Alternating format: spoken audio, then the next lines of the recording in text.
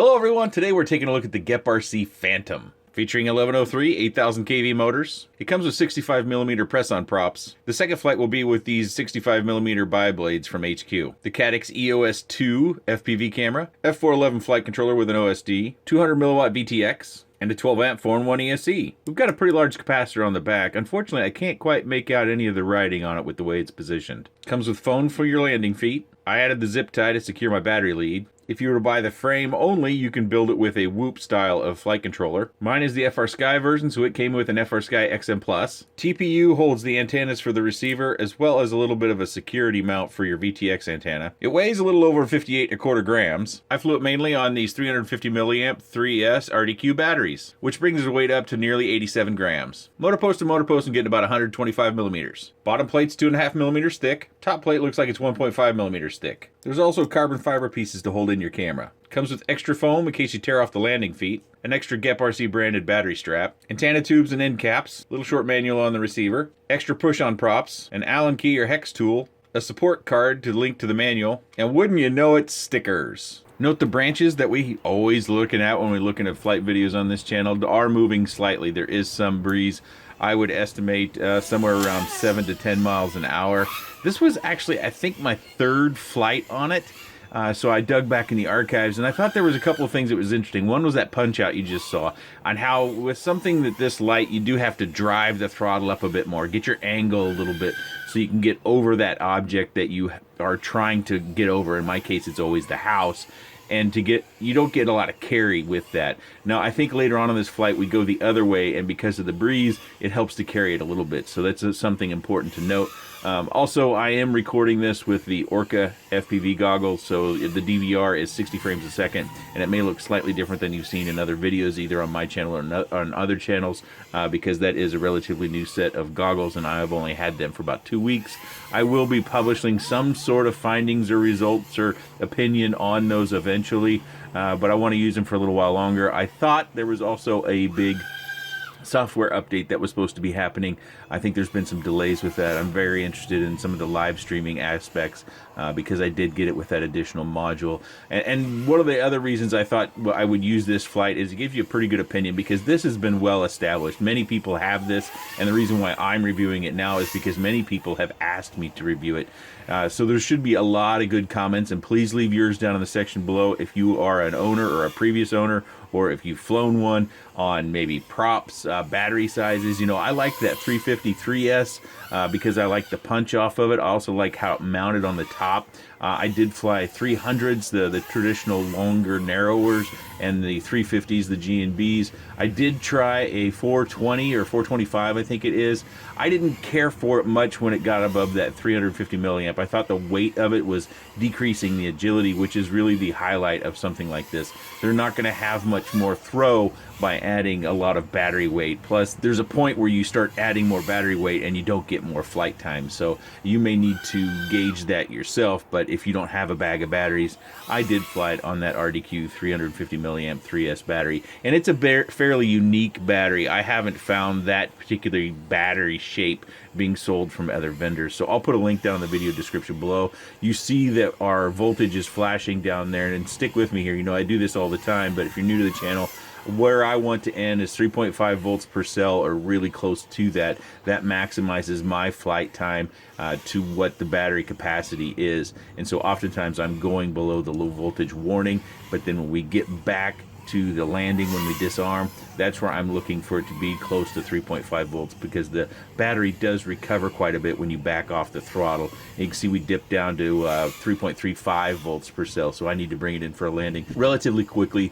and we will get over 3 minutes of flight, which I thought was a pretty good flight time. Leave your flight times down below.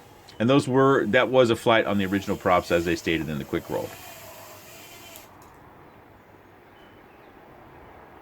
So we've got about the same amount of wind. It's actually a little bit colder in this day when I do my little camera clap. I was wearing a jacket. That's how I know it was colder, because I don't recall which day this was. But this is on the HQ 65mm bi blades. They do just push on, and you can see right away, again, I'm not getting the throw I'm used to. You know, obviously this was probably my first or second flight of the day with this particular quad, so I probably was flying something else that had a little bit more weight and carry to it, and then I had to adjust for it. And I think that's an important fact, not just in this one, but in a lot of these, you know, ultralight twig toothpick style of quads that we've been seeing iteration after iteration of, is that they're not going to have a lot of throw. You've got to drive them up, and they can do a lot of the similar things you might be looking for. They're just not going to have much carry. This will be just I think this is a sample, if I remember correctly, when I picked the flight. I think I end up crashing out when I bang into the swing set. I did have a fair number of crashes due to the wind during the period of time I was flying. This kept coming up. When I would have those really nice and calm days, I had some other, which you'll see on the channel eventually, those sort of Cinewhoop sort of things that I was flying. I've actually had this a while. I think I ordered this about a month ago or so, and so I've been flying it off and on. And you can find it in a bunch of different places, but if you're looking to purchase this, I'll have links to the battery as well as to some places where you can find it. Maybe pick a shop near you, or your favorite shop if you happen to know some of the folks who work for a particular shop. It might be out of stock. That's a possibility.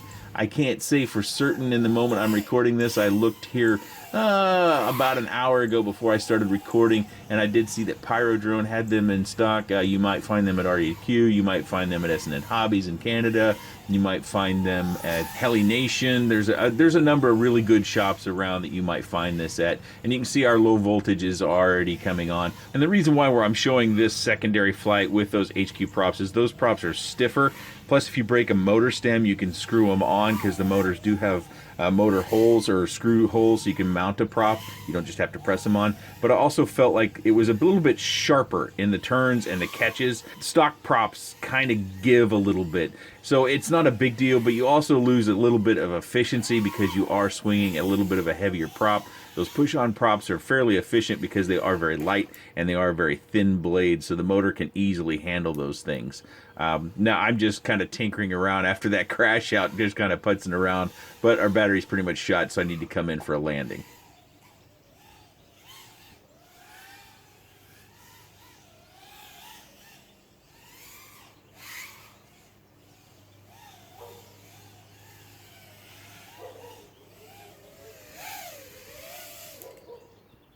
Again, if you're an owner of one of these, please leave your comments down below, your experiences. And, you know, have you broken the frame? Have you swapped out any components or had any component issues? Did you find where you liked a different prop? There's a lot of different props that you can fly with this. I like the bi blades because I'm always looking for that punch, that top end. I like to fly over the house, and it also gives me a little bit of additional efficiency. Now the Emax blade, the tri blades, they would be a good prop, like that's on this quad over here. That'd be another good prop to try if you have one of these and are thinking about different props to try. These are also very efficient props. They'll help you in the cornering to where it'll hold its line with speed and cornering. You may find that it's a little bit more agile with this prop, but what you may find, because it is a heavier prop, especially if you're running it on 2S, that your changes in even turning pitch and roll or thrust may be a little bit slower. It could be very, very minor, but because you are swinging a bigger blade that's heavier, it may take the motors just a little bit more response time. So that's something to keep in mind as you add weight to prop or pitch and prop, that sometimes that can change the way a quad flies, and something you need to be mindful of when you're out purchasing props. Probably one of the most standout features about this is a traditional, and it's top mounted in micros. While it's something that we have done, it's not something that you find all that prevalent. I would say 60 to 70% of most micros are bottom mounted. I do believe you could bottom mount this if you wanted to. You could run the strap down here. You'd have to add a big thick battery pad so that your battery isn't mashing into the screw heads, but you could do that if that's your preference. Also note, we've got all hex headed screws all the way around. We don't have any Phillips screws or any other types of screws. They're all hex. We have metal in the front, metal in the rear, so your top plate should be secure. You shouldn't have to worry about, you know, you can see some flex there. You shouldn't have to worry about, you know, damage when it comes to landing on the top and cracking the top plate. Usually larger quads, 5 inchers, might have that issue when they crash on asphalt and things of that nature. As far as the flex of the frame, we like to do that. This is pretty stiff. Let me get my thumbs in here where I normally do it. So that's got some bend to it, but by far I felt much softer frames, if that's important to you. It's really hard to see the weave on this particular carbon layer. I don't know if I can get the light on there just right so you can see that if you'd like to. Kind of weave it around here a touch.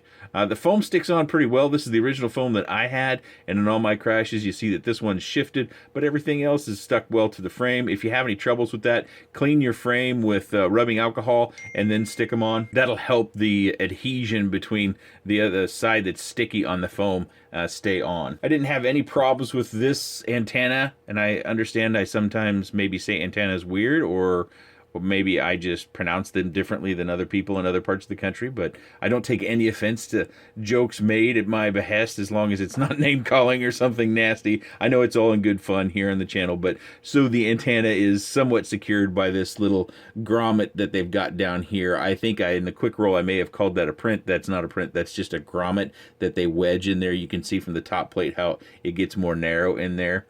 So if you need to take the top plate off, you should be able to move it, but be careful not to jerk your antenna. If you do, make sure that that connector that's down in there is firmly seated. You don't want to end up burning out your VTX. Not saying that that would happen, but some VTXs are very, very sensitive to the antenna becoming disconnected. We've got that nice tape I'm always bragging about, really thin strips in this particular case, and we've got nice flexible wires for our motors. I always enjoy that. We went through a period of time in micros, and sometimes on the real cheap E-Sheen ready to flies, you'll find that the wires can be kind of plastic coated and they're pretty stiff. That doesn't bode well for having to do any sort of repairs, so I always appreciate it when we've got a nice silicone based wire. Capacitor's on a nice touch that they have on here. Unfortunately, the way it's oriented, I can't quite see what voltage. Oh, I think I did finally see it. See right there, 35 volts. That might say, boy, I can't quite tell. 200 microfarad seems awful low for 35 volts. I can't be reading that properly. Maybe it's 500?